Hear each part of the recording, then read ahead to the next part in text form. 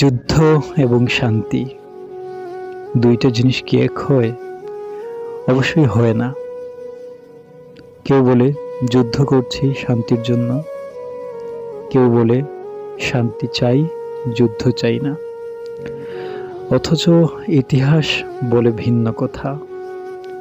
যুদ্ধ মানেই সংঘাত, রক্তপাত এবং কেউ নিঃস্ব এবং কেউ রাজা হয়ে যাওয়ার গল্প। আমাদের ধর্ম ইসলাম, আমাদের ধর্মের উত্থানেও রয়েছে অনেক অনেক যুদ্ধ, কিন্তু কোনো যুদ্ধই মাজলুমদের বিপরীতে ছিল না। আমাদের যুদ্ধগুলো ছিল সত্য, ন্যায় এবং যারা জালেম তাদের বিরুদ্ধে, সত্য এবং ন্যায়ের পক্ষে।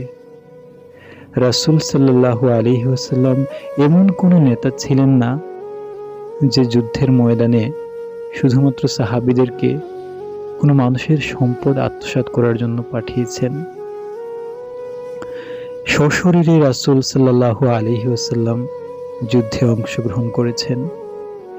শাহাদাত বরণ করেছে রাসূল সাল্লাল্লাহু আলাইহি ওয়াসাল্লামের দাঁত মোবারক, রক্ত ঝরেছে যুদ্ধের ময়দানে। এমন নেতা কি পৃথিবীতে আজ আছে যারা যুদ্ধের ময়দানে গিয়ে নিজের রক্ত ঝরাবে? উত্তরটা হবে অবশ্যই না।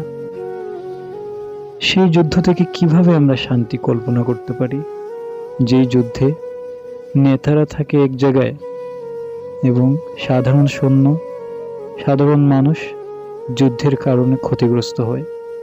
আমার মনে হয় না এমন যুদ্ধ পৃথিবীতে কোনো শান্তি বয়ে আনবে। এগুলো তো শুধুমাত্র ক্ষমতার লড়াই। আচ্ছা, একজন নেতা, নেতৃত্বস্থানীয় লোকজন বা একটা গভর্নমেন্ট, তারা যে যুদ্ধ পরিচালনা করে, এই যুদ্ধে কি সাধারণ মানুষের মতামত নেয়? অধিকাংশ ক্ষেত্রে নেয় না। নেতারা করে বলেই সাধারণ মানুষ বাধ্য হয়ে তারপর তাদের পিছু নেয়। অথচ সত্যি সত্যি পৃথিবীর অধিকাংশ মানুষই শান্তি চায়। মানুষ বিগ্রহ চায় না, যুদ্ধ চায় না।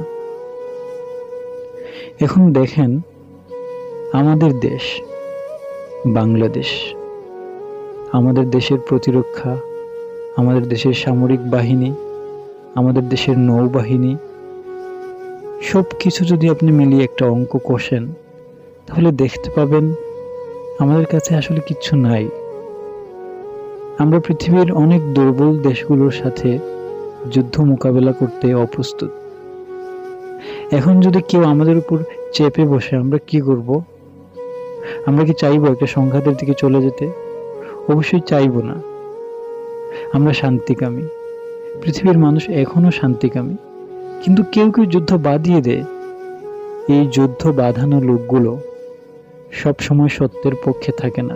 তবে হ্যাঁ, যখনই আপনার স্বাধীনতায় আঘাত আসে, যখনই আপনার সার্বভৌমত্বে আঘাত আসে, তখন আপনার উচিত আপনার সব কিছু দিয়ে, আপনার সর্বস্ব দিয়ে নিজের স্বাধীনতা, সার্বভৌমত্ব এবং নিজের জাতীয়তাকে রক্ষা করা, নিজের দিন ধর্মকে রক্ষা করা। এটা অবশ্যই আপনার দায়িত্ব, এটা আমার দায়িত্ব। আমি চাই না যুদ্ধ, আমি শান্তি চাই। কিন্তু আমি এমন কোনো নেতা এবং এমন কোনো নেত্রীও চাই না যারা সাধারণ মানুষকে অকারণেই যুদ্ধের দিকে ঠেলে দেয়। পৃথিবীতে শান্তি ফিরে আসুক, পৃথিবীতে স্বস্তি ফিরে আসুক, পৃথিবী যুদ্ধমুক্ত হোক, মানুষ ভালো থাকুক, পৃথিবী সুস্থ থাকুক এবং শান্তি বিরাজমান হোক পৃথিবীর প্রতিটি পরতে পরতে। আসসালামু আলাইকুম।